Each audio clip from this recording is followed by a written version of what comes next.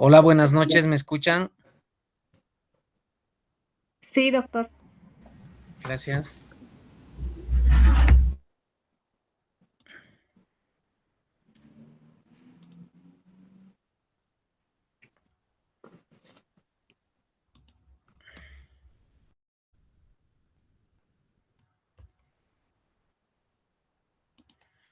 Bien, continuando con la parte de urgencias en traumatología, vamos a ver un tema muy importante y pues vamos a empezar con casos clínicos. Sí, se trata de un paciente masculino de 32 años de edad con antecedente de accidente de tránsito, una colisión frontal en vehículo motorizado, ingresa a urgencias, sí, con signos vitales inestables, hipotensión, taquicardia, alteración del estado de conciencia y tiene crépito y inestabilidad pélvica a nivel de lo que es las alas ilíacas, ¿sí? Vemos esta radiografía en la que podemos apreciar, sí, que tiene fracturas a nivel de la rama iliopúbica, isquiopúbica, a nivel de la articulación sacroiliaca podemos ver una diástasis muy marcada, ¿sí? Una fractura a nivel de la rama iliopúbica izquierda. Por tanto, podemos considerar esta una fractura o un trauma pélvico. En este caso sí llegaría aparte de ser trauma pélvico, podrían referir con diagnóstico de politraumatismo, ¿sí? Otro paciente masculino de 72 años ingresa a la urgencia con dolor y dificultad a la deambulación, ¿sí? Hemodinámicamente estable, antecedente de caída de base de sustentación. Se solicita una radiografía de pelvis AP comparativa de caderas en las que se ve un atraso de fractura en rama iliopúbica e isquiopúbica.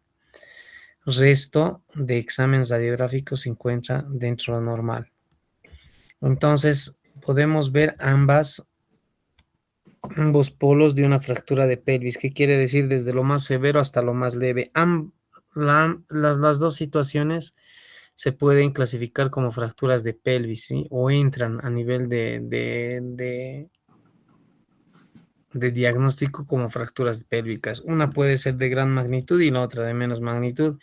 Y lógicamente este es por la edad, osteopenia y todo eso, pero no deja de ser una fractura de pelvis. Entonces, sobre todo cuando llega un tercer nivel, un diagnóstico de fractura de pelvis, lo primero que nosotros nos ponemos a pensar y a ver o analizar, eh, se nos viene a la cabeza esta imagen, ¿sí? Que es completamente sangrado, ¿sí? Vean, la pérdida sanguínea por fracturas. Esto es un cuadro muy importante a tomar en cuenta, donde está resaltado que una fractura pélvica nos puede llevar a perder 1.5 a 4.5 litros. ¿Y cuánto se considera la volemia normal de una persona adulta? Hasta 5 litros, ¿verdad? Entonces, podemos deducir que podemos perder toda la volemia por una fractura pélvica. Una fractura de cadera nos da una pérdida de 1.5 a 2.5 litros, un fémur 1 a 2 litros, ¿sí? Entonces, muy importante que relacionemos un trauma de pelvis severo con lesión vascular y hemorragia severa. ¿Esto a qué se debe? Porque realmente la pelvis sí está en íntima relación milimétricamente con vasos arteriales, ¿sí? Aquí podemos ver que a milímetros de la rama iliopúbica se encuentra el paquete femoral, vena, arteria y nervio, ¿verdad? Entonces, anatómicamente hablamos de la pelvis como una estructura anular, un complejo ligamentario, tiene una inclinación a 45 grados cefalocaudal, o está en muy adyacente a estructuras vasculares y nerviosas, y el riesgo de lesionarse las mismas es alta, ¿no? Tenemos dos huesos coxales y un hueso sacro. A la vez estos huesos coxales están unidos por potentes ligamentos estabilizadores como el ligamento sacroiliaco. Podemos ver aquí con el cursor sacroiliaco derecho, los sacroespinosos, sacrotuberosos y la de la sínfis del pubis. Doctores, se muestra el cursor, ¿verdad? Porque vamos a ir viendo así a detalle las partes de la pelvis y además las fracturas que pasan desapercibidas. ¿Sí se ve? El curso. Sí, doctor. Entonces, una estructura sacroiliaca, sacroisquiática, sacrotuberosa, ¿sí? Y la sínfisis del pubis. Los ligamentos más importantes a considerar son los sacroiliacos anteriores y posteriores, que nos van a dar esa estabilidad, esa firmeza a la pelvis. Y para entender bien los conceptos de inestabilidad y estabilidad pélvica, tenemos que imaginarnos la pelvis como un anillo. Este anillo está conformado por la estructura sacroiliaca derecha, izquierda, la eminencia iliopectina, rama iliopúbica y la sínfisis del pubis. Cualquier alteración que presente a nivel de este anillo, sí se puede considerar estabilidad o inestabilidad dependiendo de los segmentos que vamos a ir viendo. Tanto así es la importancia del sistema estabilizador pélvico que lo consideran como un puente. El sacro llega a ser la base del puente o el puente como tal, ¿sí? Las espinas ilíacas posteriores superiores llegarían a formar la parte de la estructura como tal, los pilares, y los ligamentos sacroiliacos posteriores, los cables de tensión, ¿sí? Entonces, asemejan a un puente colgante, ¿sí? Como les había comentado, espinas ilíacas posteriores superiores, los ligamentos forman los cables de tensión y el sacro como tal, la parte o la base del puente, ¿sí? Entonces, un puente colgante.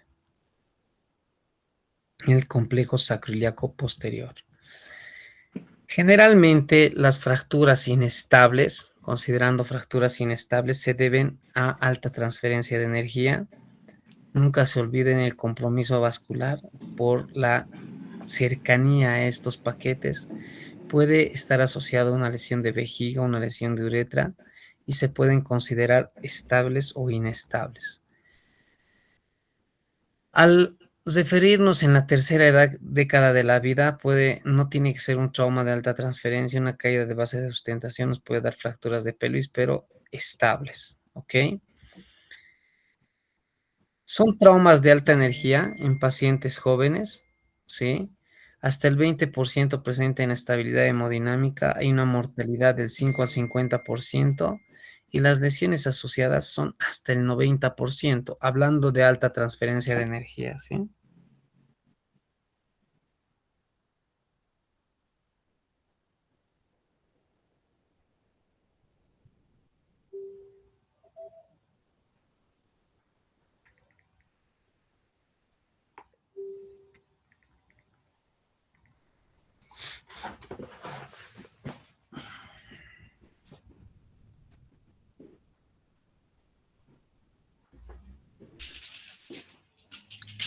Flaco.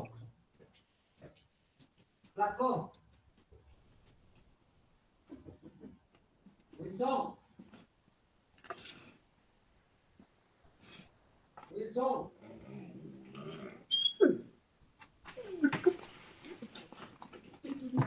Wilson.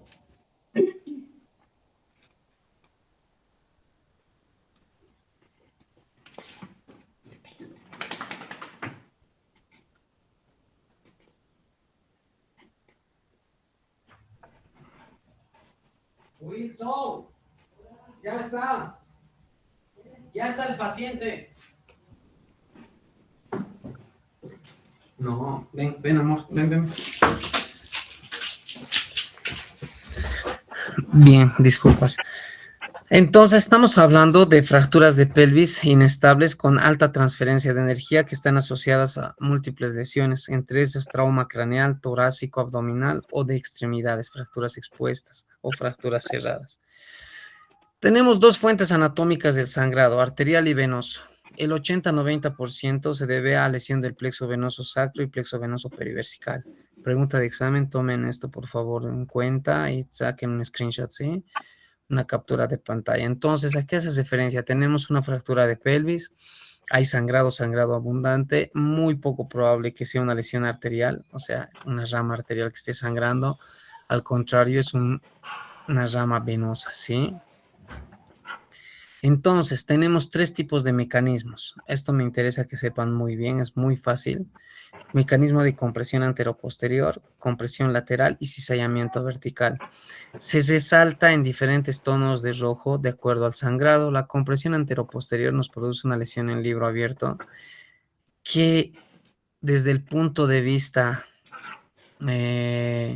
vascular es el que más produce sangrado. A seguir está el cizallamiento vertical y la compresión lateral. Entonces, muy importante esto. Compresión anteroposterior es apoyarse en la sínfisis del pubis y esta se va a abrir hacia los laterales, ¿sí? Son lesiones en libro abierto. Si ustedes tienen una lesión de este tipo, una lesión pélvica, piensen siempre en el sangrado que va a producir bastante sangrado por lesión venosa, ¿sí? El mecanismo de compresión lateral, como su nombre lo indica, es una compresión a nivel de los bordes laterales y eso produce una superposición de la sínfisis del pubis. Entre estas puede producir un trauma uretra, vejiga, ¿sí? Y el cizallamiento vertical quiere decir un desplazamiento a nivel longitudinal o vertical. Bien, esos son los 3 mecanismos. Ahora, según la clasificación, tenemos 3 tipos de clasificación, la A, B y C, la de Tile. Según esto nos van a orientar y explicar sobre la estabilidad. Las Tile A se consideran fracturas estables. Las Tile B se consideran inestables en rotación, pero estables verticalmente, y la Tile C es una inestabilidad vertical y rotacional. Vamos a ir desglosando. Para considerar una fractura pélvica estable o inestable, tenemos que basarnos en el anillo pélvico. Si tenemos una lesión a nivel del anillo pélvico, solo un segmento del anillo pélvico está lesionado, se consideran estables. Si hay más de 2 lesiones en el anillo pélvico, se consideran fracturas inestables. Entonces, bajo esta premisa, siempre veamos el anillo pélvico.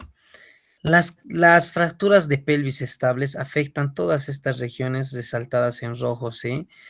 Ala ilíaca, espinas ciáticas, ¿sí? Y tuberosidades isquiáticas, ¿ok? No afectan nada del anillo pélvico, las tipo A1, ¿sí? Vuelvo a repetir, fracturas de alas ilíacas, vean que no compromete el anillo pélvico, ¿sí? Puede comprometer las ramas, sí, pero solo una de las ramas para considerarse estables. En cambio, las Tile B se caracterizan porque son inestables en rotación, es decir, horizontalmente, pero verticalmente tenemos estabilidad, ¿sí?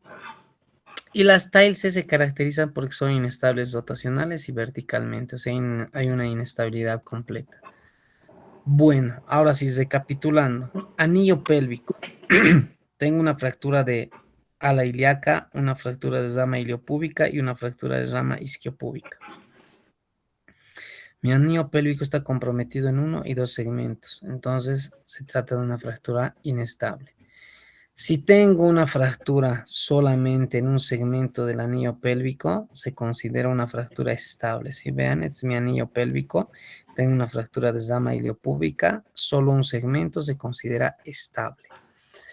Vean, otro tipo de Tile A, fractura de espina ilíaca anterosuperior, anteroinferior o tuberosidad isquiática. Ninguno de estos segmentos óseos compromete el anillo pélvico, por tanto se consideran fracturas estables. Tenemos un mecanismo de compresión anteroposterior, por ende un libro abierto con ruptura de la sínfisis del pubis, ligamentos sacrotuberosos, sacroespinosos bilateral y lesión de la sacroiliaca anterior. Son fracturas completamente inestables.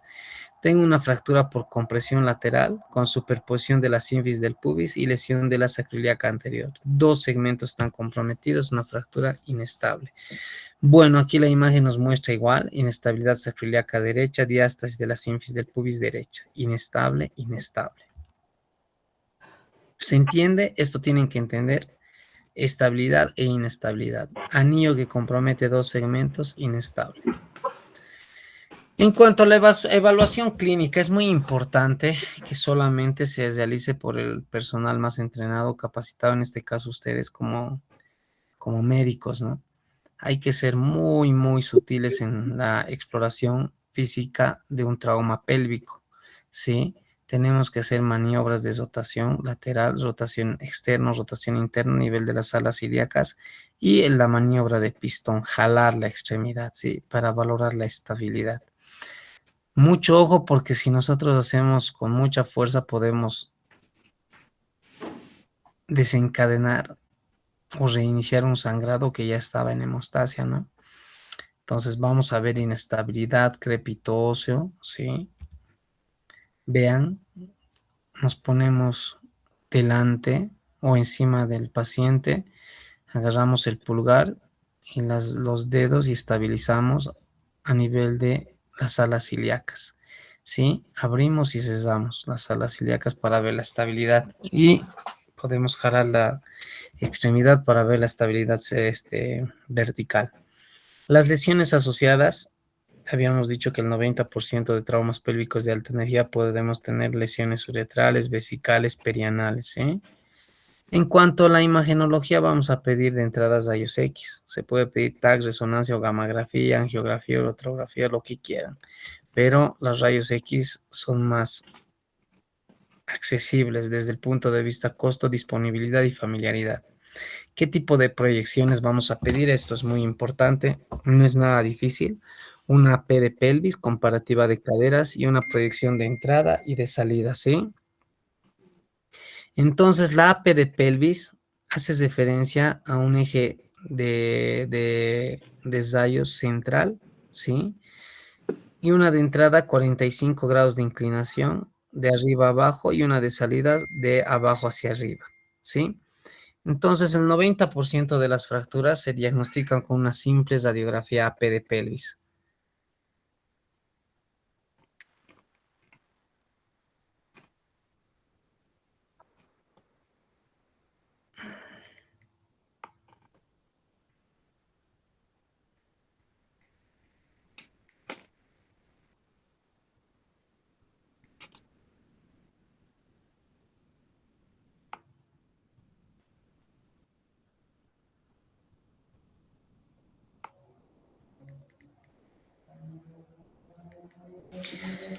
Entonces, vean, un 90% puedo diagnosticar con una pelvis AP, ¿sí? Aumenta en 4% más con una de entrada y salida para analizar los desplazamientos. Entonces, para poder hacer una lectura de forma adecuada de una radiografía de pelvis AP, tiene que verse, ¿sí? Desde la lumbar 5 a las ilíacas y ambas caderas. Entonces, de proximal a distal voy a ver apófisis transversa de la L5, articulación sacroiliaca derecha, articulación sacroiliaca derecha, izquierda, mejor dicho, alas ilíacas, espina ilíaca anterosuperior, espina ilíaca anteroinferior, acetábulos, zama o tuberosidad isquiática, zama iliopúbica y sínfisis del pubis, zama iliopúbica, eminencia iliopectínea, ¿sí? Es muy importante las apófisis transversas para descartar un trauma indirecto de la articulación sacroiliaca. Si tenemos fractura de estas apófisis transversas, muy probablemente la articulación sacroiliaca esté comprometida. Sí, entonces de esta forma tenemos que hacer una revisión sistemática de todo el complejo pélvico, ¿sí? ¿Qué tenemos aquí? Tenemos una fractura, una lesión pélvica en libro abierto, con lesión de la sacroiliaca derecha e izquierda, una ruptura de la sínfisis del pubis, del ligamento de la sínfisis del pubis, sacroiliaca, sacrotuberosa, sacroespinosa también comprometida. Entonces, ¿cuál es el mecanismo? Compresión anteroposterior, ¿sí?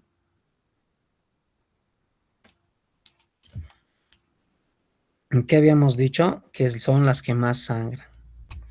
Entonces tenemos una pelvis AP, donde vemos una rama iliopúbica, isquiopúbica comprometida, una articulación sacroiliaca derecha comprometida, una fractura inestable. La de salida nos va a proporcionar una radiografía AP verdadera. ¿Cómo se va a diferenciar? Podemos diferenciar porque los agujeros obturadores se ven más grandes, ¿no? A diferencia de una AP convencional. Nos va a permitir ver muy bien la articulación sacroiliaca derecha e izquierda y ver los desplazamientos superiores o inferiores. En cambio, la de entrada nos va a permitir ver un desplazamiento anterior o posterior. Vean la sacroiliaca derecha tiene un desplazamiento posterior, ¿sí? Esta es como ver desde arriba, más o menos como un anillo, ¿sí? Tomen en cuenta eso. Bien, ahora, ¿cuándo vamos a solicitar una tomografía? Muchas veces las fracturas a nivel del sacro, por el sangrado del plexo venoso presacro, no se pueden visualizar de forma específica en la radiografía, por tanto nos ayudamos de una tomografía y en general, pues sí tenemos que ayudarnos para ver desde el punto de vista traumatológico el tratamiento a seguir, ¿no?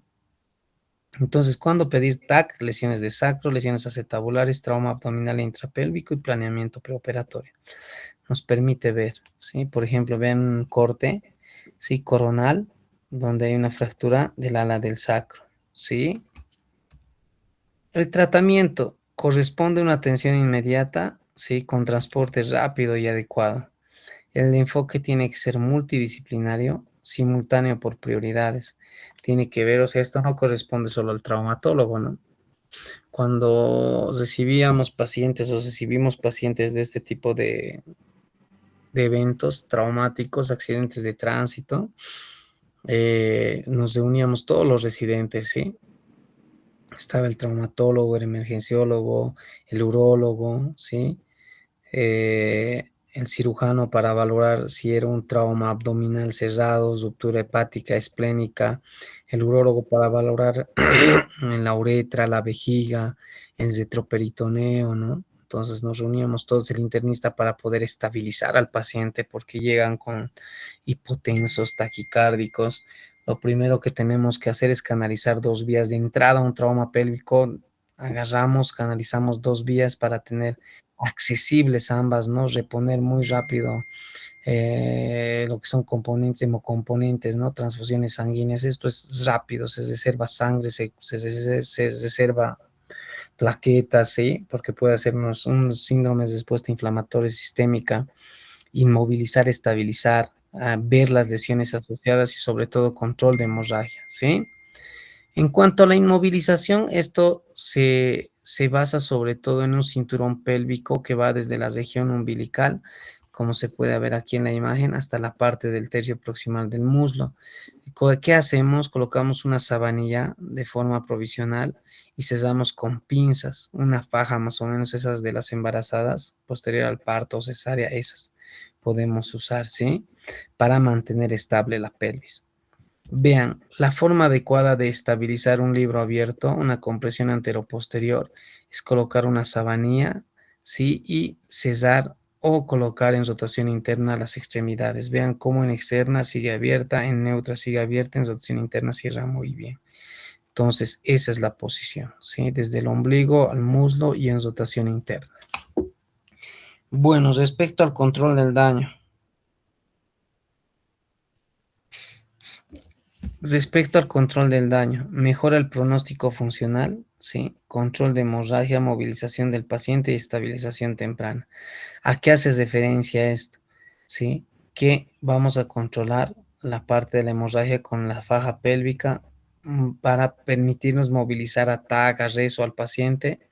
Y lo más importante es una estabilización temprana. Podemos optar por un arco de Gans o fijación externa. La mayoría, ¿sí? Usamos fijadores externos que son más disponibles para cesar estos traumas pélvicos y estabilizar, ¿sí? Se llama control de daño. Posteriormente, ¿sí? Podemos considerar una reducción abierta, cesada, percutánea, y aquí hay algunas consideraciones quirúrgicas desde el punto de vista traumatológico. Si hay una diástasis de la sínfisis del pubis más de 2.5, hay un desplazamiento de las fracturas más de 1 centímetro, diástasis de la sacroiliaca más de 1 centímetro o un ascenso mayor a 5 milímetros, ¿sí? Entonces tenemos una fesetería para poder estabilizar. Depende del planeamiento quirúrgico, ¿sí? En cuanto a las complicaciones, vamos a tener complicaciones tempranas como hemorragias masivas, traumas genitourinarios, lesiones neurológicas por lesión del plexo lumbosacro. En cuanto a las tardías, secuelas neurológicas, dolor crónico, no unión o dismetría en las extremidades. Entonces, en conclusión, la pelvis es un anillo muy sangrante cuyo manejo inicial tiene que seguir un protocolo. El paciente puede llegar a sufrir una respuesta inflamatoria sistémica, depende del control del daño, ¿sí? Y de la edad del paciente. Se debe detener el sangrado como de lugar. Entonces, la tasa de la letalidad es del 70% y son pacientes en extremos, ¿sí? Entonces, tenemos un paciente, ¿sí? Con una fractura pélvica y este es tipo de inmovilizador o de fijación externa para poder estabilizar. Este paciente tenía trauma vesical, trauma esplénico, fue aplastado por un camión cisterna y vean lo que yo resalto es cómo había compromiso arterial de la extremidad a nivel de la ilíaca. Se hizo una revisión, ¿sí? Vascular, con el cirujano vascular obviamente, donde sí habían coágulos, habían coágulos que impedían pues el flujo sanguíneo y se ha tenido que permeabilizar la extremidad. Entonces, vamos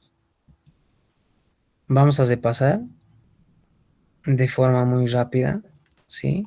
El anillo pélvico, fractura de zama iliopúbica, fractura de zama isquiopúbica, parece un trabalenguas, pero no es nada difícil. Sí, ilion isquion, nada complicado. Entonces, púbico, fractura de zama iliopúbica, isquiopúbico. Sí, fractura de ala ilíaca, ese es el ala ilíaca, fractura del ala del sacro, ¿sí? Y el acetábulo. Entonces, tenemos un anillo pélvico, parece una proyección de entrada, pero esquemáticamente, donde tenemos una fractura de espina ilíaca antera superior, rama iliopúbica y transversa de sacro. ¿Afecta al anillo pélvico? Aquí no, aquí sí, en un solo segmento. Entonces se consideran fracturas estables, podrían catalogarse dentro de la clasificación una taila. Fractura o lesión de la articulación sacroiliaca derecha y sin sínfisis del pubis. Dos segmentos comprometidos, una fractura inestable, una TAIL B, hay una inestabilidad es rotacional, pero verticalmente tenemos buena estabilidad. ¿Sí? Fractura de ala ilíaca, tuberosidad isquiática, espina ilíaca anterosuperior, anteroinferior. No compromete el anillo pélvico, por tanto son fracturas estables TAIL A. Fractura de zama iliopúbica e isquiopúbica. Ambos sacroiliacas están conservados. Una fractura tipo estable TAIL A. Una diástasis de la sínfisis del pubis y una lesión de la sacroiliaca derecha. Fractura de pelvis inestable. Una TAIL B. Está inestable rotacionalmente y estable verticalmente. Una fractura por compresión lateral donde se superpone la sínfisis del pubis, lesión de la articulación sacroiliaca derecha, una inestable. Fractura de zama iliopúbica nada más, el resto muy bien, una fractura estable TAIL A. Fractura del ala ilíaca, resto sin alteración TAIL A. Lesión del ligamento sacroiliaco izquierdo, zama iliopúbica e isquiopúbica, una TAIL B. Diástasis de la sínfisis del pubis y articulación sacroiliaca derecha comprometida, una TAIL B. TAIL B. Este es un caso muy interesante que sí me llegó un paciente de 30 años de profesión albañil que estaba subiendo dos bloques de cemento de 30 kilos, ¿sí?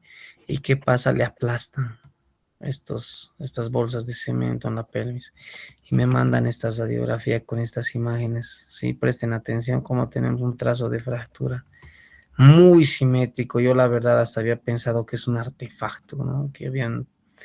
No sé qué se había metido entonces. Muy raro. Aparentemente se compromete el anillo pélvico en dos niveles, ¿no? Entonces podría considerarse una fractura inestable. Aquí es donde ayudan mucho las proyecciones. Tomo una proyección de salida, de entrada, donde veo los trazos de fractura que no llegan a comprometer el anillo pélvico. Se quedan en ala ilíaca, ¿sí? Muy bonito caso que había podido así documentar. Por tanto, les indico que el tratamiento es ortopédico, una faja pélvica, 3 semanas de reposo relativo y esto va muy bien. ¿Sí? Diástasis de la sínfisis del pubis, sacroiliaca izquierda comprometida e inestable. Sacroiliaca ala del sacro izquierda comprometida, ¿sí? Iliopúbica comprometida e inestable. ¿Listo? Entonces, dudas, preguntas, doctores.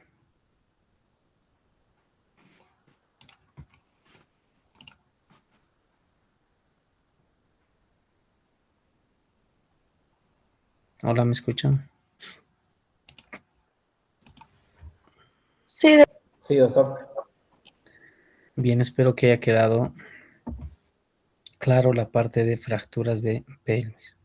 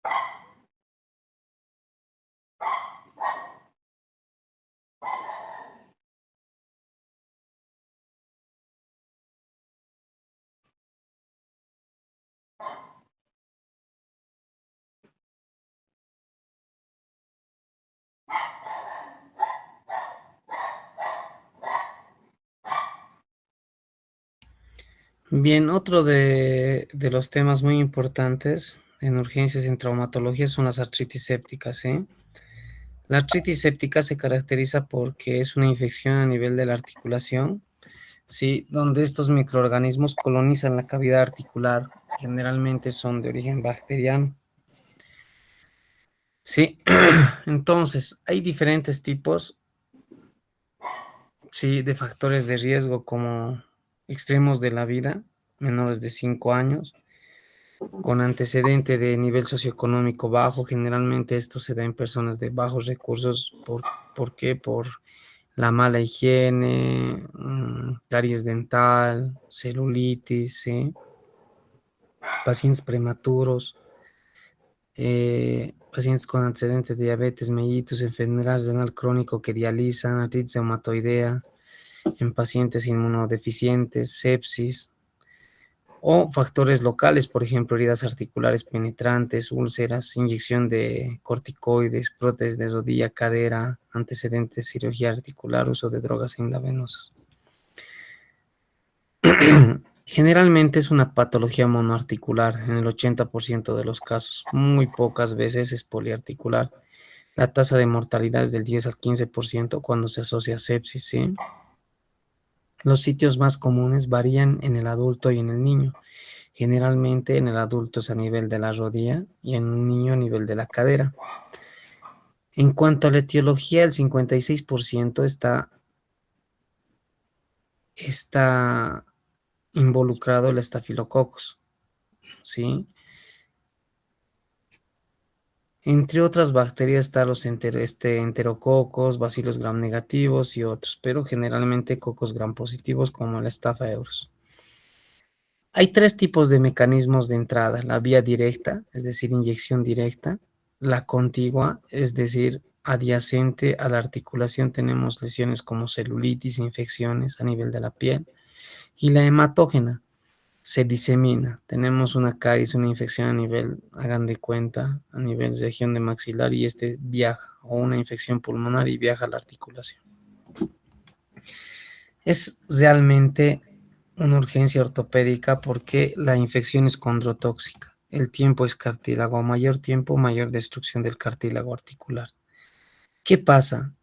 Estos gérmenes se encuentran a nivel de la cavidad articular. La cavidad articular, al ser un espacio cerrado, y por algunas razones, por ejemplo, una precaria irrigación, una carencia de la membrana basal a nivel del cartílago, son susceptibles a infecciones, ¿sí? ¿Qué pasa? Llega la estafa euros, ¿sí? Produce un biofilm, prolifera, hay bajas respuesta inflamatoria por estas condiciones que le estoy diciendo, y prácticamente se desata una guisa a nivel intraarticular. Y esa guisa trae como daños colaterales destrucción del cartílago articular, ¿sí? Entonces, de acuerdo a la fisiopatología, la infección articular se ve favorecido por dos factores, les había comentado. De por sí el cartílago tiene bajo flujo sanguíneo. Ustedes agarran, sacan el cartílago del hueso de un pollo, y ¿qué le caracteriza? Baja irrigación, no sangra, ¿verdad? Y además de eso carece de una membrana basal, que es un efecto protector. Entonces, la destrucción del cartílago aparece a las 72 horas hasta el tercer día, es decir, que una radiografía cuando inicia un proceso infeccioso a las 24 horas prácticamente no se va a ver nada. Sí, este desame inflamatorio que va a ocasionar la reacción como tal aumenta la presión intraarticular y disminuye el flujo capilar. Hay que hacer un diagnóstico diferencial con artropatías, artritis gotosa, síndrome de Reiter, infecciones virales y otros. De acuerdo a una guía de recomendación de la artritis séptica, sí, indican que es una emergencia médica, requiere un diagnóstico temprano, alta mortalidad y una disfunción estructural asociada. Se debe aislar el patógeno antes de la administración de antibióticos, y el manejo ideal debe instaurarse de forma muy temprana por un equipo multidisciplinario. ¿A qué haces referencia? Esto no corresponde solo al área de traumatología, tiene que estar involucrado el área de infectología y reumatología también. Siempre descartar una artritis séptica en una monoartritis aguda. Como les dije, es muy poco probable que sea poliarticular. Generalmente en monoarticular rodilla en pacientes adultos, ¿sí? En cuanto a la clínica, vamos a tener factores locales y sistémicos. A nivel local va a haber un derrame articular, el signo del témpano va a ser positivo, va a haber calor local, eritema, limitación a la flexión de la rodilla, hipersensibilidad, incapacidad para apoyar. Y respecto a lo sistémico, puede haber compromiso del estado general, fiebre, astenia, dinamia, datos de sepsis, ¿sí? Siempre saber diferenciar ante una sospecha clínica. En un paciente adulto es muy fácil, ¿no? El paciente nos va a indicar dónde le duele, que no puede apoyar y todo. En cambio, en los niños es más difícil. Tenemos que orientarnos de diferente forma. Por ejemplo, tocar y ver los gestos del niño, ¿sí? Tenemos que pedir, lógicamente, laboratorios, ¿sí? Para ver cómo están los leucos, ¿sí? Hacer una artrocentesis, hacer un hemocultivo y podemos pedir ecografía, radiografía. Los laboratorios, vamos a pedir una biometría hemática, nuevamente desviaciones, leucocitos, electrolitos, tiempos de coagulación, reactantes de fase aguda como BCG, PCR y procalcitonina.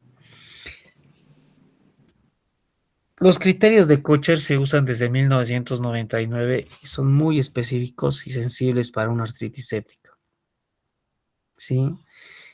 Hay varios parámetros que se toman en cuenta, por ejemplo, la fiebre o alzas térmicas mayor a 38, la cojera, imposibilidad para caminar, un BCG mayor a 40 y una leucocitosis mayor a 12.000. PCR es un criterio aislado importante mayor a 2 y las modificaciones del criterio de Kocher, por ejemplo, se han tomado en cuenta la procalcitonina mayor a 0,5, ¿sí? Entonces tenemos diferentes tipos de líquido sinovial a nivel macroscópico, ¿sí? Tomen en cuenta esta imagen. Tenemos el líquido sinovial transparente, que es normal, existe 2 a 3 ml en cada articulación. Un líquido amarillo verdoso, turbio, que refleja una sinovitis, una inflamación. Un líquido amarillo chocolatado, que es artritis séptica, y un líquido hematógeno, que es un desame articular secundario al sangrado, ¿sí? Entonces, desde ese punto de vista macroscópico va a ser turbio, amarillo chocolatado. Desde el punto de vista microscópico va a haber neutrófilos, ¿sí? Según la tensión de Gram va a haber, ¿sí? Cocos gram positivos y se debe realizar siempre un cultivo y antibiograma para aislar el agente causal. Entonces se realiza en todo paciente con sospecha de artritis séptica una artrocentesis. El sitio de punción es 1 centímetro encima del polo superior de la rótula y 1 centímetro lateral al polo. Es nuestro punto para poder ingresar y hacer una artrocentesis, ¿sí? ¿En qué consiste esta? En poder, en poder determinar y drenar el líquido articular libre, ¿sí? Entonces está indicado en diagnóstico etiológico, ¿sí? Una artrocentesis evacuadora o infiltración de fármacos. Se puede utilizar para varios la artrocentesis. En este caso, para el drenaje y obtención de líquido para mandar a cultivo. En quienes no se debe realizar, pacientes con hemofilia, infección periarticular y trastornos graves de la coagulación. Bien, el material que se va a usar, lógicamente, es una jeringa de 20 cc, ¿sí? Una aguja del número 18 o 20, guantes estériles, ¿sí? Clorexidina, betadine, todo estéril, porque vamos a invadir una articulación y podemos llevar una infección, ¿verdad?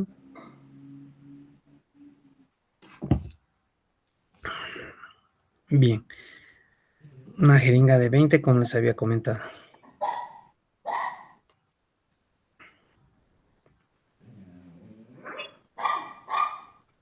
Sitio de punción lateral a la rótula y encima 1 centímetro.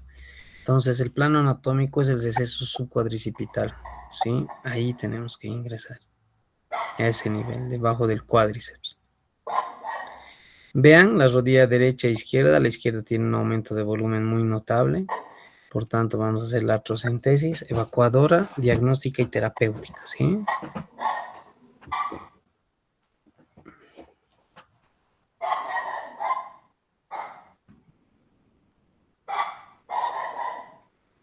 Marcamos la rótula.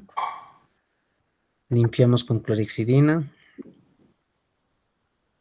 marcamos los puntos de referencia.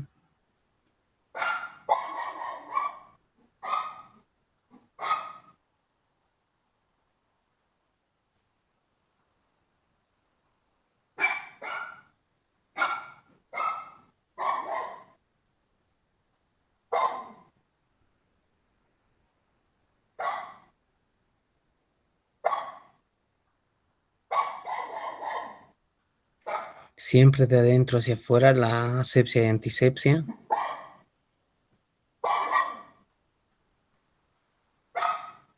Tenemos ya el sitio de punción.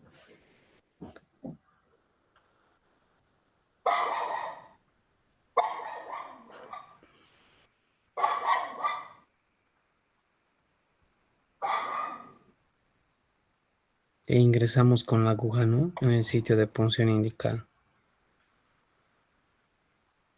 Nunca retiren la aguja y hagan otra punción. Lo único que se hace es retirar el émbolo y se deja la aguja, ¿no? Porque ya estamos ubicados en buena posición. Nada más se vacía o se cambia de jeringa.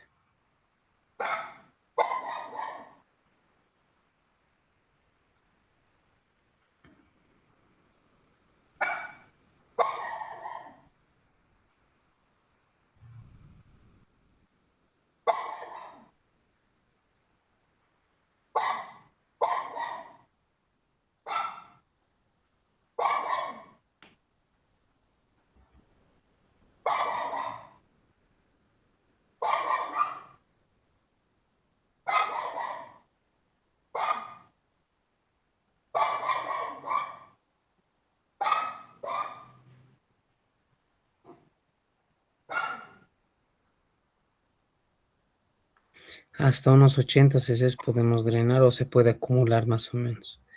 ¿Cómo nos damos cuenta que ya no hay? Pues yo generalmente hago una expresión a nivel posterior y anterior. Aprieto la rótula. ¿Sí? Entonces este líquido se manda a estudiar cultivo y antibiograma y vemos características macroscópicas. Entonces todo el artículo lo que siempre nos recomienda es antes de realizar la punción, antes de indicar tratamiento antibiótico, tenemos que tomar la muestra para mandar a cultivar. Y luego, posterior a tomar la muestra, sí podemos iniciar antibiótico empírico. ¿Se entiende eso, no? Se puede indicar tratamiento empírico. Entonces, las rodillas se dividen en 4 cuadrantes y el lugar de punción es el cuadrante superexterno, es pregunta desde paso final. El líquido sinovial séptico es amarillo chocolatado, ¿sí? El hemocultivo se puede solicitar en casos sospechosos, pero no son concluyentes, ¿sí? Salen positivos en el 20 al 40% de los casos y un hemocultivo negativo no nos va a descartar una artritis séptica. Entonces hay que buscar criterios de severidad, los criterios de SOFA, ¿sí? Considerar endocarditis infecciosas, postoperado de reemplazo valvular, pacientes con enfermedad valvular o usuarios de drogas endovenosas. Radiográficamente va a haber una artrosis preexistente, ¿sí? Edema de tejidos blandos, sobre distracción articular, reforzamiento positivo, gas articular, lisis, destrucción ósea. Sí, la ecografía va a salir acumulación de líquido en el deceso subcuadricipital. En rodillas generalmente no se usa porque clínicamente tenemos ya la forma de poder diagnosticar si hay líquido o no. Una gammagrafía ósea nos puede ayudar en una enfermedad de focos múltiples. Sin embargo, el costo y accesibilidad es muy difícil en nuestro medio. La tomografía nos permite visualizar el tejido óseo y la resonancia magnética es muy importante en caso de alta sospecha clínica, pero que no sea muy concluyente, o sea, no se manifieste de forma franca. El tratamiento definitivo va a consistir en erradicar la inoculación, antibiótico-terapia de sostén, ¿sí? Uno no suple al otro, es decir, tenemos que drenar, vaciar y indicar antibióticos, ¿sí? El diagnóstico temprano y el manejo oportuno son la clave del éxito. Hay una muerte de 40% de condrocito en las primeras 40 horas. En los niños hay un daño irreversible en menos de 8 horas. Hacer lo posible por no dar tratamiento empírico sin tomar la artrocentesis. ¿Sí? La antibiótico-terapia que vamos a iniciar tiene que cubrir sensibles, meticilinos sensibles, y está indicado la cefalosporina de primera generación, segunda generación, y aquellos que cubran gram negativos también. Entonces a mí me gusta, al igual que en fracturas expuestas, cefogenta, que me cubre gram positivos y gram negativos. Una vez que tenga el cultivo y antibiograma, cambio siempre y cuando no sea sensible a los antibióticos, ¿verdad? Buena opción también es la clindamicina, sí, un buen antibiótico. Entonces, nunca se olvide de identificar el agente causal, continuar el manejo de 4 a 6 semanas, según el tamaño de la articulación, un antibiograma reportado a las 72 horas y valorar una respuesta de las 7 a los 14 días. El tratamiento quirúrgico varía desde una mínimamente invasivo hasta máxima exposición, ¿no? Podemos hacer punciones seriadas, lavados, hacer una artroclisis, ¿sí? Y esto depende mucho también de los antecedentes. En un paciente diabético, séptico, no vamos a ser mínimamente invasivos. Tenemos que abrir y drenar todo. El tratamiento quirúrgico consiste en un lavado mecánico, ¿sí? Podemos dejar drenajes hasta un abordaje abierto, ampliado, ¿no? Y llegar a la articulación, abrir y lavar. El pronóstico es reservado, ¿sí? Los factores de mal pronóstico son si hay un retraso del tratamiento más de una semana, si son menores de un año y si están sobre todo en el área proximal como cadera y hombro, y si hay una osteomielitis concomitante. Para llevar a casa entonces siempre sospechar de artritis séptica en cualquier monoartritis aguda, solicitar laboratorios, nunca se olviden de los reactantes de fase aguda, BCG, PCR, una punción temprana es muy importante, cultivo de líquido sinovial, ¿sí? Lavado profuso, adultos 4 a 6 semanas, niños de 2 a 3 semanas será el tratamiento específico. Y hay que tener miedo a la artritis séptica, ¿sí? Tenemos un caso clínico de un paciente de 42 años que viene por dolor en cadera derecha, antecedente de múltiples cicatrices, se estudia la causa y vemos y nos indica que de niño había tenido infección en múltiples articulaciones con infección a nivel del óseo, ¿no? Vemos cambios a nivel de la cortical de la tibia, cambios a nivel artrósico secundario a la artritis séptica, o sea, lo que nos produce la artritis séptica realmente es catastrófico a nivel funcional, ¿sí? Una niña de 2 años que tenía una artritis séptica, había perdido la cabeza del fémur, había afectado incluso el radio distal por la artritis séptica, y esto fue secundario a la administración de la vacuna BCG, y lo que nos produce una dismetría con acortamiento, ¿no? Entonces nunca se olviden, un hemograma mayor a 12.000 nos tiene que llevar a pensar una artritis séptica. Sí, vean los cambios radiográficos, disminución del espacio articular, sí, hasta destrucción total de las cabezas con una luxación secundaria a la destrucción de las cabezas. Sí, y vean lo que se hace es esto. Sí, radiográficamente no se ve absolutamente nada de cambios los primeros días, y al abordar la cadera hacemos una punción con obtención de un líquido purulento. ¿Sí? ¿Dudas, preguntas?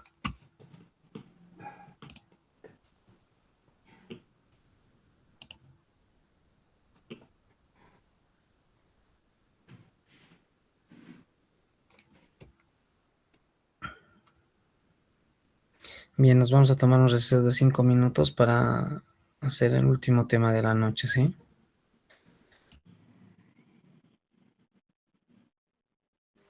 Está bien, doctor.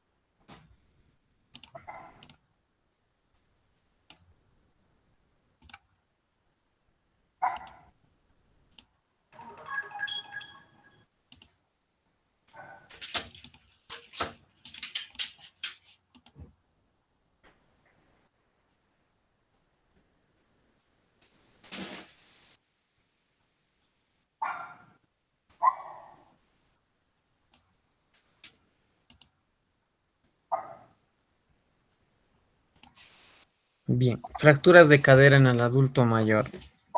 Para empezar, tenemos que conocer muy bien el concepto de la cadera, ¿sí? A qué estructura comprende la cadera para poder diagnosticar, clasificar los tipos de fractura. ¿Y por qué en el adulto mayor? Lógicamente, porque estos sí son una emergencia.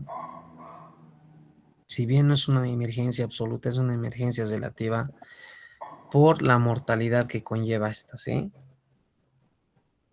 Entonces, la cadera hace referencia al extremo proximal del fémur. Compromete la cabeza, el cuello, el trocánter mayor menor, hasta 5 centímetros debajo del trocánter menor.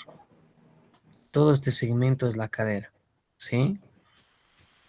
Entonces, ojo, muy importante, no me refieran pacientes con fractura de cadera como fractura de pelvis, porque se inventan de todo. La cadera es el extremo proximal del fémur. La articulación de la cadera es la cabeza con el acetábulo. La mayoría son fracturas por fragilidad. Estamos enfocándonos en el adulto mayor, ojo, ocasionadas por trauma de baja energía y principalmente en pacientes con osteoporosis. Sí, son las causas de morbimortalidad más importante en ancianos. Es un reto para el sistema de salud por el alto costo económico, ¿sí?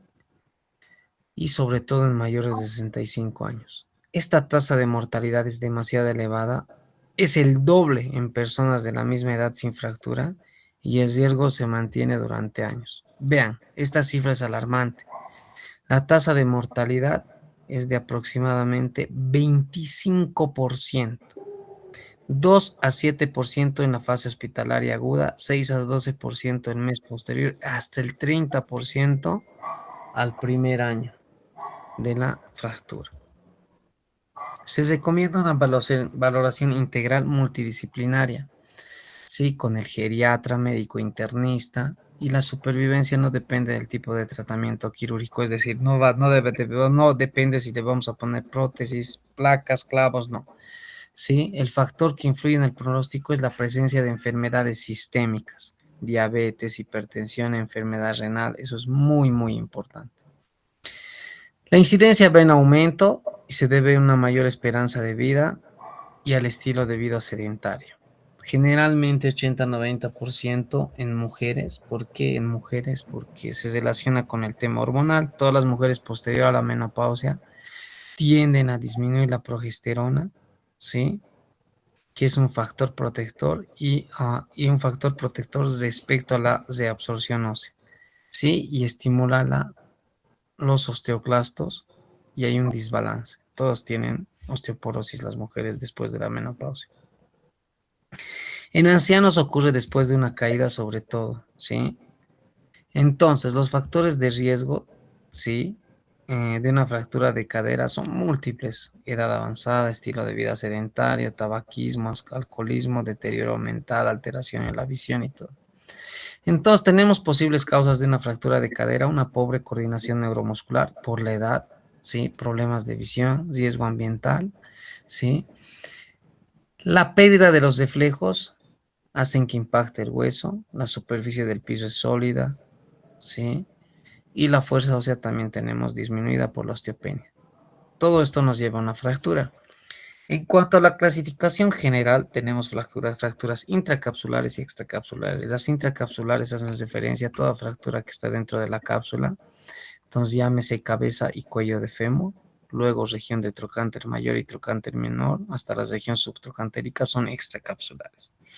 Muy importante, intra y extracapsular. Dentro de las intracapsulares nos complicamos más: fracturas de cabeza, subcapital, transcervical y basicervical.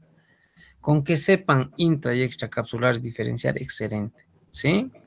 Las fracturas extracapsulares son transtrocantéricas, ¿sí? Y subtrocantéricas. Desde el punto de vista traumatológico, pues a nosotros sí nos importa mucho en el sentido del pronóstico y del tratamiento que vamos a realizar. Las fracturas intracapsulares generalmente pueden ser no desplazadas o desplazadas y las extracapsulares pueden ser estables o inestables, depende de los fragmentos.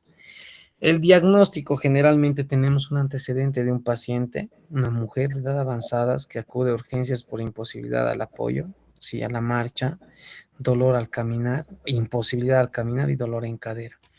Cuando es una fractura extracapsular, generalmente la extremidad está cortada y en rotación externa, ¿sí? Los arcos de movimiento son muy limitados y dolorosos.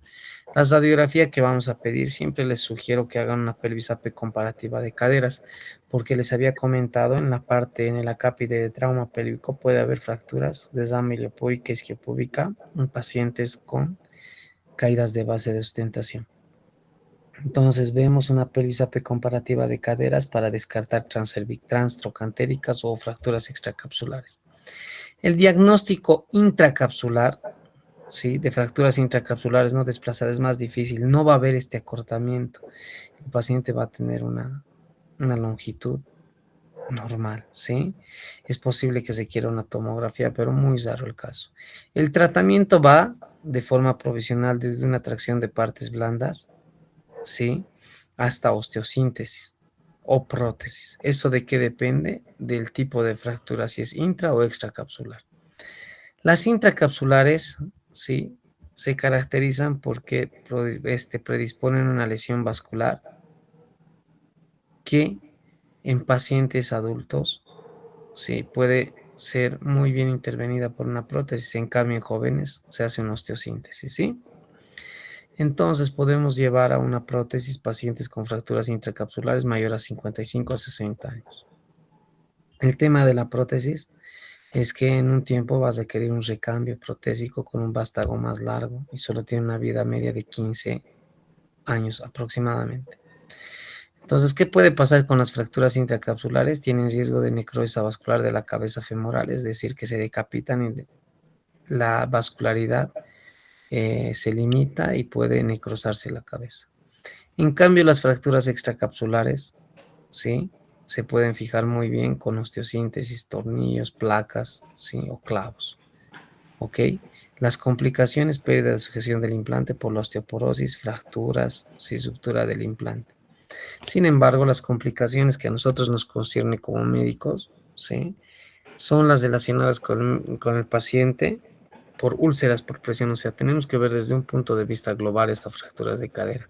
El paciente con fracturas de cadera está mucho tiempo en decúbito y puede producirse úlceras. Estas úlceras pueden llegar a producir exposiciones óseas a nivel del sacro, tromboembolismo pulmonar, neumonías, ¿sí? Por el tema de la inmovilización y efectos cerebrovasculares. Según las guías de manejo, ya habíamos llevado y nos repiten que es alta la tasa de mortalidad, 25% al año y el 10% muere en la fase aguda. La mortalidad intrahospitalaria es 6%, ¿sí? Llevan altos costos, ¿sí? Provocan dolor, sangrado, inmovilidad, activan procesos inflamatorios de hipercoagulabilidad, estados catabólicos, complicaciones. Las decisiones iniciales entre operar y no operar, las primeras 48 horas son muy importantes. Se opera antes de las 48 horas, incluso si ya se habla de operar antes de las 6 horas, ¿sí? Tenemos una fase preoperatoria, trans y posoperatoria. En la fase preoperatoria, el manejo es integral multidisciplinario, ¿sí? En la fase transoperatoria hay que identificar el tipo de fractura y el material de osteosíntesis que vamos a usar, que sea el adecuado. La rehabilitación y movilización temprana en la fase posoperatoria, prevención y protección ósea. El manejo en urgencias corresponde a manejo del dolor, tamizaje del delirium, alertas tempranas, exámenes clínicos y prevención de úlceras por presión. En sala siempre indicar analgesia adecuada. paracetamol y opioides, ¿sí? Con el objetivo de evitar la nefrotoxicidad. De hecho, los pacientes ancianos ya tienen una predisposición a una insuficiencia renal crónica, ¿sí? De tipo grado 1 leve, como quieran llamar. Si utilizamos otros analgésicos que tengan una vía renal, podemos aumentar esta lesión, ¿sí? El momento ideal para la cirugía, 48 horas. Identificar y corregir comorbilidades. Acuérdense, ¿cuánto sangra una fractura de cadera? Entre 1.5 a 3 litros. Entonces puede que el momento que nos llegue el paciente esté con una hemoglobina de 12 y al día siguiente esté con una hemoglobina de 8 o 9. Tenemos que indicar transfusiones sanguíneas, ¿no? En estos pacientes con fracturas de cadera. Muy importante la anticoagulación, corregir trastornos hidroelectrolíticos, trastornos metabólicos, arritmias o afecciones pulmonares. En relación a los trastornos hidroelectrolíticos, habíamos comentado generalmente que las soluciones para vía, si pasas, y me ha pasado, si pasas una carga de 300 a 400 en bolo, ¿sí? Les puedes encharcar a los pacientes. ¿Qué quiere decir eso? Puedes producir un desame pleural, pulmonar, como quieran llamarlo, por exceso de líquido. Entonces, en ancianos, mucho cuidado con eso. Sí, por ejemplo, en pacientes con fracturas de cadera el manejo es multidisciplinario y generalmente hago la parte de osteosíntesis, pero me voy asesorado en la parte del medio interno con un geriatra o un médico internista que me pueda calcular todos los líquidos, ¿no? La fijación por medio de implantes o prótesis, habíamos comentado en intracapsulares, generalmente prótesis en adultos mayores. La movilización tiene que ser temprana, menores a 48 horas, fisioterapia y recuperación funcional. Entonces, según las guías de manejo, tenemos un protocolo de manejo, control del dolor, oxigenoterapia, evitar el delirio, movilización precoz, sí, prevenir de fracturas. El dolor postoperatorio, nunca se olviden, metamizol o paracetamol son muy buenos analgésicos. Oxigenación, si el paciente está hospitalizado o en casa, un tercio de pacientes presenta hipoxia antes y después de la cirugía, puede ser una hipoxia oculta incluso. Por eso mantener una saturación de oxígeno al 96% que previene el delirio, ¿sí? Manejo de líquidos y electrolitos, mantener una hidratación, niveles adecuados de electrolitos, balance hidroelectrolítico muy estricto y anemia, controlar la anemia. ¿Cómo prevenimos el delirio? Consultas geriátricas, ¿sí? Adecuado manejo de líquidos y electrolitos, oxigenación mayor al 95%, vigilar diuresis, catarsis. Estos pacientes por estar en decúbito se constipan mucho, ¿sí? Entonces dieta alta en fibra, medicamentos psicoactivos y una movilización temprana. Para evitar las úlceras por presión hay que utilizar colchón antiescara, ¿sí? Acompañado de familiar para lateralizar, movilización precoz, rehabilitación y prevención desde fracturas. Entonces, las fracturas de cadera se consideran una urgencia, por eso es que hay que intervenir 48 horas antes para evitar el riesgo de tromboembolismo pulmonar, que es una causa muy importante de muerte y generalmente son súbitas. Hidratación y analgesia adecuada, canalizar una vía, eso está en sus manos. Profilaxis tromboembólica por medio de heparina sódica o enoxaparina. Cobertura antibiótica con cefalosporina de primera generación. Cuidar las zonas de presión con colchón antiescaras, soporte nutricional, dieta hipercalórica y hiperproteica, alta en fibras. Y posterior a la cirugía, movilizar al paciente. O sea, se opera con el objetivo de sentar, movilizar al paciente. Yo siempre les explico, a ver, qué parte del cuerpo tiene el hueso más grande y consistente, es la cadera o el fémur. Si este se rompe al tratar de movilizar, vamos a sufrir muchísimo. El paciente no se puede lateralizar ni sentar. El objetivo de la cirugía es que al día siguiente el paciente ya esté sentado, ¿sí? Entonces tiene un pronóstico malo, el 80% de los pacientes de que regresan a sus estados de residencia original, el 10% no recupera la función suficiente, otro 10% muere en el primer mes y el 20 a 30% muere al año. Pues estamos hablando de una tasa de mortalidad alta y es lo que siempre se les debe explicar a los pacientes, porque me ha pasado y pasa que uno le opera, hace bien la osteosíntesis, no hay ningún tipo de evento, ¿sí? A nivel transquirúrgico, pero ¿qué pasa? Al día siguiente o en la noche te llaman y el paciente ha fallecido. ¿Y por qué? Por un tromboembolismo pulmonar, ¿sí? Entonces, el adulto mayor debe ser valorado correctamente de forma multidisciplinaria, ¿sí? El objetivo es mejorar los resultados desde la elección del implante, mejorar las condiciones físicas del paciente en casa, previo al ingreso a quirófano y evitar las complicaciones postquirúrgicas. Entonces, en conclusión, manejo multidisciplinario, apegarnos a guías internacionales, con todo esto del paracetamol, metamizol, oxigenoterapia, ¿sí? La cirugía debe realizarse las primeras 48 horas, estancia hospitalaria máxima de 4 días, oxigenoterapia adecuada, ¿sí? Control del dolor, reinicio precoz de la nutrición, controlar el sangrado, tratar la anemia, evitar el delirium, evitar las úlceras por presión y manejo de comorbilidades. Entonces, si tenemos una fractura de cadera, doctores, tomar en cuenta el ayuno antes de las 48 horas mejor, soluciones, ¿sí? Pasar una solución para vía, siempre respaldarse por un internista o un geriatra. Podemos utilizar tramadol, paracetamol, dipirona o metamizol, protector gástrico. Lo más importante, proteger o evitar el tromboembolismo pulmonar por medio de profilaxis antitrombótica como la heparina sódica 5000 cada 12 horas y la enoxaparina cada 40 miligramos subcutáneo cada 24 horas. ¿Sí? Laboratorio, hemograma al inicio, si va a esperar 24 a 48 horas, volver a tomar un hemograma de control. Sonda Foley es indicada, si es relativa a esto. Otros dicen que no por la predisposición a infección. Yo pensaría que sí, para evitar el desplazamiento, ¿no? O sea, que se movilice y le va a producir dolor. Entonces tenemos fracturas transtrocantéricas extraarticulares, fracturas transtrocantéricas, fracturas intracapsulares, ¿sí? Fracturas intracapsulares, fracturas extracapsulares basicervicales. Entonces, el concepto de esto es nada más orientar el tipo de osteosíntesis que nos sirven sobre todo para nosotros los traumatólogos. ¿Sí? El mensaje que deben llevar a casa es que independiente del tipo de fractura, ¿sí? Va a requerir un manejo multidisciplinario y evitar esto. Vean, en 3 días pueden hacer úlceras ya a nivel de los talones, ¿sí? Y lo más importante, sentar al paciente. Esta era una paciente de 95 años con chagas, ¿sí? Y había estado en cama postrada aproximadamente como un mes y medio y tenía una úlcera en región sacra con exposición del sacro. Sí, la familia prácticamente estaba esperando que falleciera, pues porque ya la habían tenido hace un mes y medio y decían no va a aguantar la operación. Sin embargo, el mensaje que yo les llevo es independiente de que se opere o no se opere, viva o no viva muchos años más, es darle calidad de vida al paciente, ¿no? En el sentido de que pueda movilizarse, por lo menos sentarse, lateralizarse, y este paciente es posterior un día a la cirugía, ya podía movilizarse.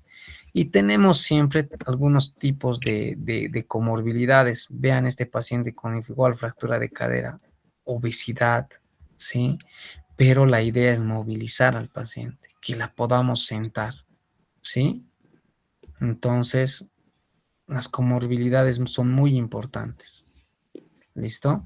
Hay otro mensaje que les quiero dejar es esto, ¿no? Vean, las fracturas de cadera a veces pasan muy desapercibidas. Esta es una radiografía que aparentemente no se ve nada, pero si nosotros prestamos atención, hay una fractura subcapital intracapsular. No hay acortamiento, no hay dismetría, lo único que llama la atención es el dolor a la bipedestación y deambulación. Y va pasando los días, el paciente sigue caminando y eso ya se desplaza, ¿no? Y me ha pasado en los seguros igual, alguna vez me mandan una radiografía donde yo ya me doy cuenta y el paciente ya tiene una fractura de cadera para internación y que había sido desapercibido, ¿no? Entonces tomen en cuenta eso.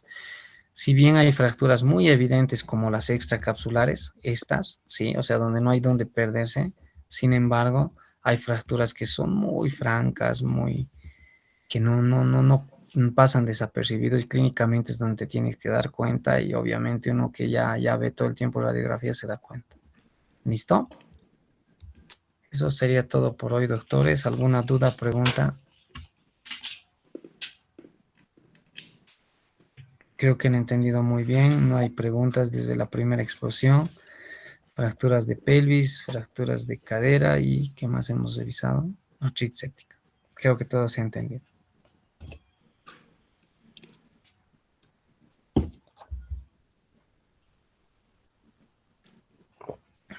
¿Preguntas, doctores?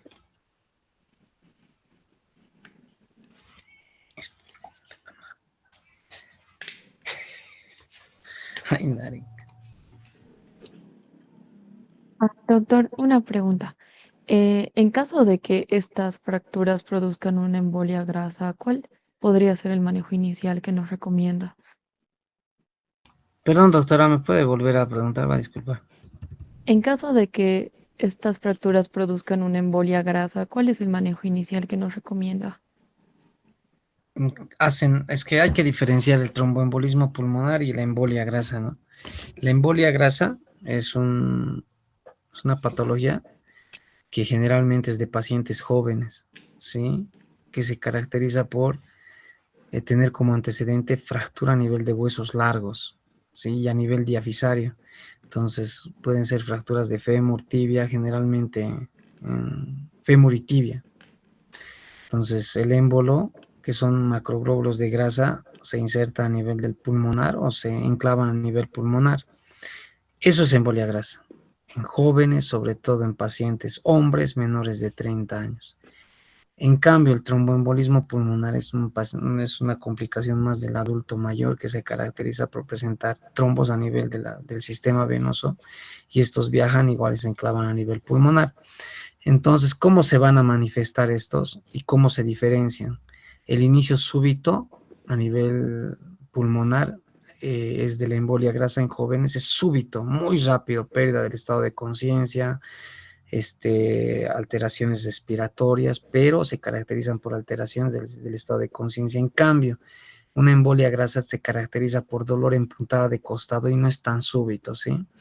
En este caso, lo que hay que hacer como médicos de primero, o sea, que vamos a observar estos eventos, es hacer un electrocardiograma, una radiografía de tórax, una gasometría, ¿sí? Que va a estar en nuestras manos.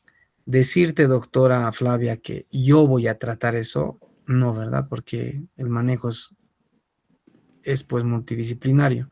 Yo como traumatólogo y con mis conocimientos de médico, ¿qué voy a hacer? Pedir eso. Gasometrías, rayos X de tórax, electrocardiograma y ya luego hago una interconsulta con terapia intensiva o medicina interna, que ellos seguramente le van a intubar, van a dar eh, antitrombolíticos, ¿no?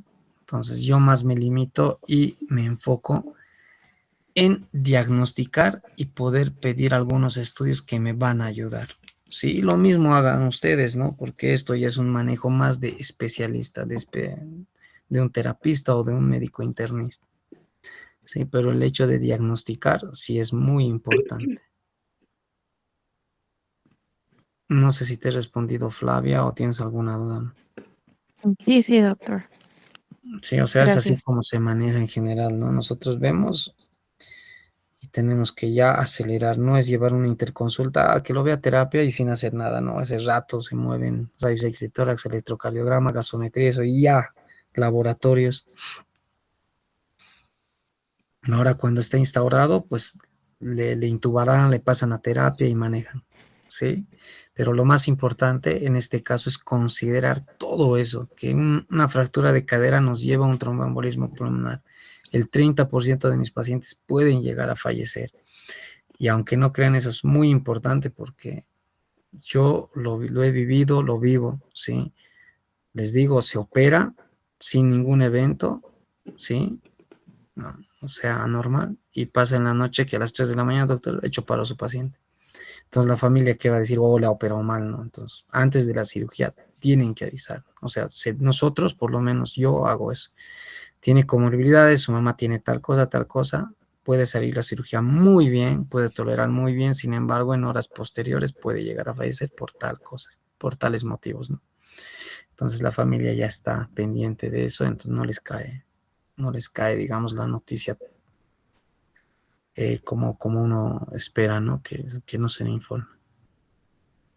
Por eso una fractura de cadera es una urgencia relativa, hay que solucionarlo lo antes posible.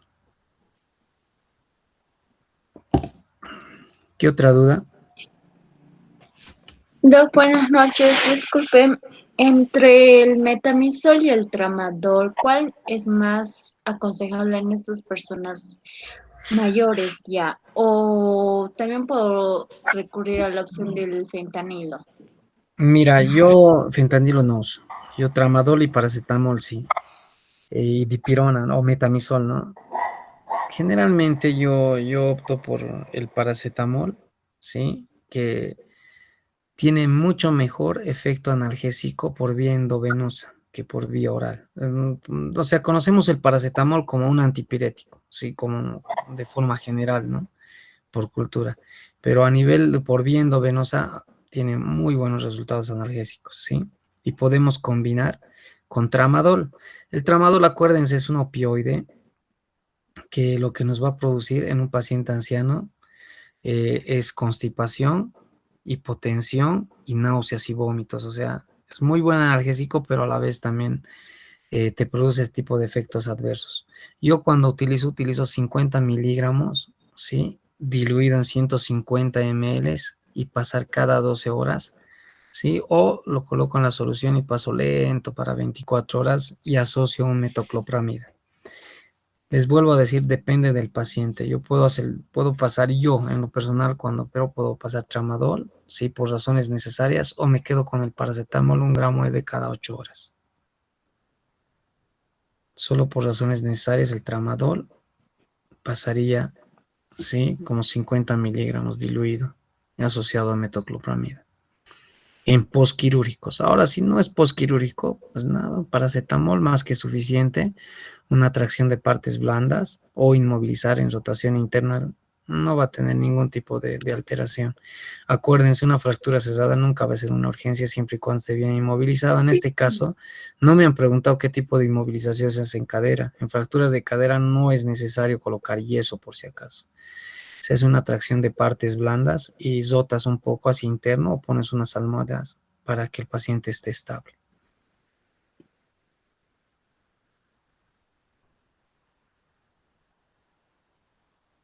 ¿Alguna otra duda? Doc, buenas noches. Doc, una pregunta.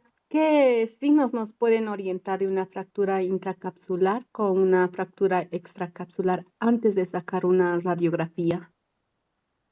Muy buena pregunta. Estas preguntas sí valen la pena, ¿no? En el sentido de que es difícil, parece algo absurdo, ¿sí? Pero realmente cuando es una fractura intracapsular y se nota que has prestado atención, cuando son intracapsulares, a diferencia de las extracapsulares, no va a haber dismetría, no va a haber acortamiento, ¿sí? No va a estar en rotación externa, no. Simplemente va a tener dolor a la movilización y a la bipedestación. Incluso, o sea, solo dolor, no estamos hablando de imposibilidad, ¿sí? Ya les digo, el paciente se cae, sigue caminando, si le sacas una radiografía, puede pasar desapercibido 3, 4 días, sigue caminando, no le duele más otra radiografía. ¿Y qué pasa? Una fractura intracapsular más desplazada. Lo que te va a orientar, doctora, es la dificultad, el dolor al caminar, ¿sí? Y a la movilización. Tú agarras, le haces maniobras de flexión, extensión, rotación interna, externa, con un poquito de presión y va a tener dolor.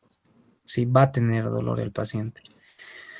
Y el hecho de ambular también. Entonces, ¿qué les sugiero yo? Si es muy difícil el diagnóstico, sáquenle una radiografía AP y axial. ¿Sí? Esas dos proyecciones nos van a ayudar a poder determinar la fractura intracapsular.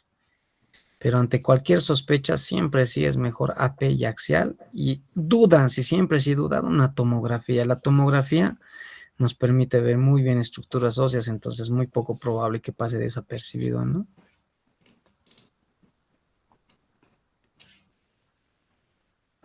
¿Qué otra duda más, doctor?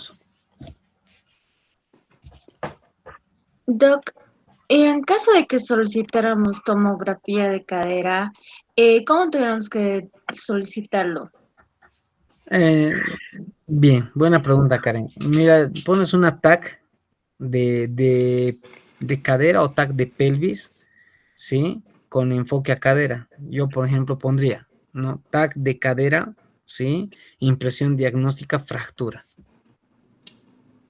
No lo hago muy seguido porque radiográficamente nosotros nos orientamos muy bien. Entonces, obviamente eso es por la práctica, todo el tiempo veo rayos, pero sí, cuando pido TAC de pelvis con enfoque a cadera, impresión diagnóstica, fractura intracapsular, porque las extracapsulares van a ser muy evidentes para mí, ¿no? Pero si ustedes tienen dudas, TAC de pelvis con enfoque a cadera derecha, izquierda, sí, impresión diagnóstica, fractura de cadera.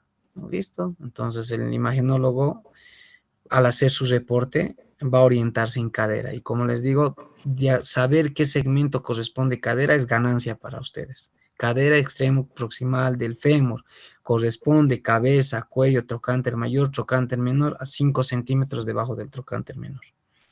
Así puedes pedir. O TAC de cadera derecha, impresión diagnóstica, fractura.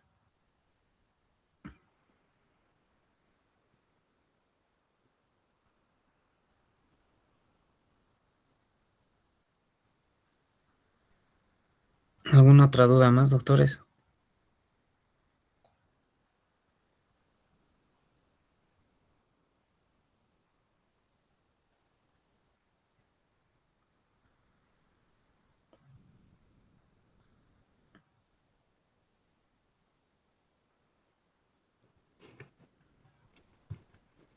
Bien, creo que ha sido todo por hoy. Mañana vamos a concluir con la parte teórica y luego la parte práctica la próxima semana, si no estoy mal. Sí, muchísimas gracias por su atención. Tengan una buena noche y pues hasta mañana, ¿sí? Gracias, doctores. Hasta mañana. Hasta luego, doctor. Gracias, doctor.